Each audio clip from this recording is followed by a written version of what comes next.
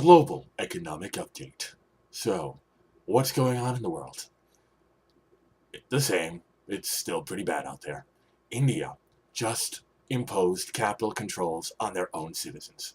For those of you who don't know, capital controls are your government's own way of telling you that your money that you have worked for, you can't take it out of the country. It must stay in the country.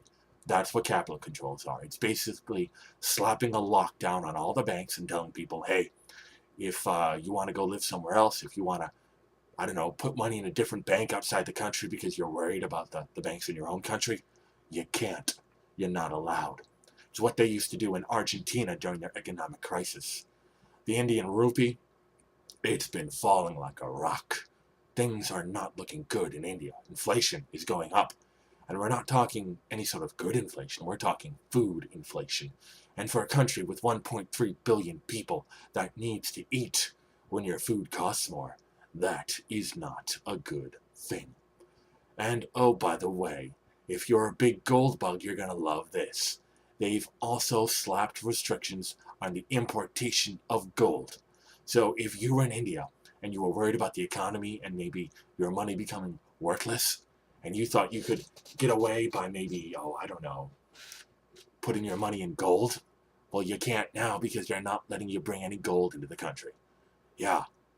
So they're basically trying to trap people in the rupee, which is their form of dollar over there. They're not letting people have any sort of access to an alternative currency.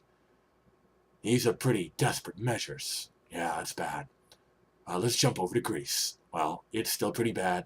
Unemployment has come down just like ever so slightly.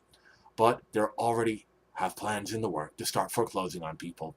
I was just reading about it today. They had suspended foreclosures for a lot of the population because, well, things are pretty bad over there. But now because they're so desperate for money, well, they're gonna change that. This video is a bust. This damn camera. But I'll keep going. Just don't look at the video. Just listen to the voice. But anyways, yeah, so they're going to start foreclosing in Greece. And I can see how well that's going to work. The country of Greece has missed every tax target that they've set. And, it's not like they're aiming high as far as the tax revenue that they think they'll get. They're aiming quite low.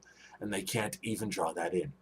Already, in the European Union, it's being discussed that there will be yet another bailout for Greeks.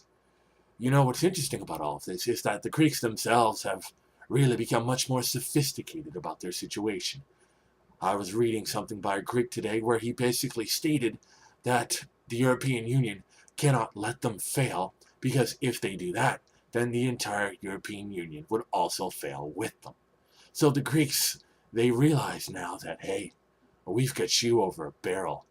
Yeah, if we go, you go. So they're much more brazen about their economic attitudes now. And if you ask me, it's going to be a lot harder to get any sort of reform out of that country going forwards.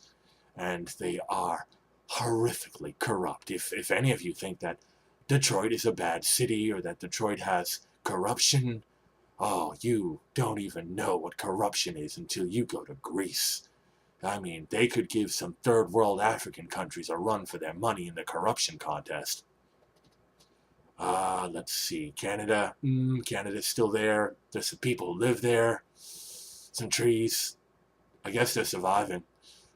Mexico's not doing too bad, actually. Kind of shocking. Their economy's been improving ever so slightly these last few years.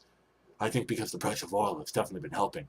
And if I recall right, they're talking about breaking up not breaking up the state-owned enterprise which controls their oil monopoly down there. But they're talking about, I don't know, liberalizing a little bit, and that will do wonders for productivity in Mexico. So Mexico, yeah, they're doing pretty good. I wish they would stop sending us illegal immigrants, but other than that, I mean, they're on the uptick. The European Union, high levels of unemployment in the pigs. And for those of you who don't know what pigs stands for, Portugal, Italy, Ireland, Greece, and Spain. Those are the weakest members, the most unproductive leeches of the Union. That's why they're called pigs. Yeah, they're not doing well. Spain has like record high unemployment, close to 27%, which is ridiculous. Portugal, their economy, oh boy. Oh boy, Portugal, they're starting to circle the drain. Better watch out. Better watch out for Portugal, because they might be the next big shoe to drop. Russia, Russia, they're doing all right. I mean, the same old corruption, violence, anti-gay stuff, whatever. They'll survive. I do in some ways admire Russia, not because of the whole, we're anti-gay. I admire them because the Russians possess an amazing quality to endure no matter what. Here in our country, the stock market drops by half and everyone's running around, jumping out of buildings, blowing their brains out. In Russia, well, they just shrug their shoulders and drink another bottle of vodka.